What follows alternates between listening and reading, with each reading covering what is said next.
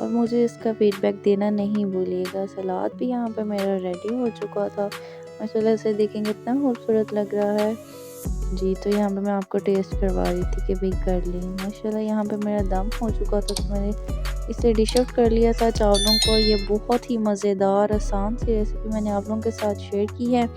ऐसे ही आसान और मज़ेदार रेसिपीज़ के लिए चैनल को सब्सक्राइब ज़रूर किया करें और इसे आपने इस सलाद के साथ टेस्ट ज़रूर करना है। ये बहुत ही मज़ेदार बनकर तैयार हो जाता है। खाना वगैरह खाने के बाद मैं चाय बना रही थी, तो वो भी मैंने रिकॉर्ड कर ली थी।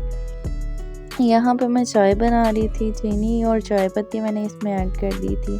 वीडियो की स्पीड थोड़ी ज़्यादा हो जाती है और मैं जो हूँ आगे पीछे बोल जाती हूँ, इससे आप थोड़ा सा एडजस्ट कर लिया करें। वो भी इसलिए थोड़ा तेज़ करती हूँ ताकि आप लोगों को देखने में कुछ बोर ना हो जाए और वीडियो ज़्यादा लंबी ना हो जाए, इसलिए एडजस्ट कर लिया करें।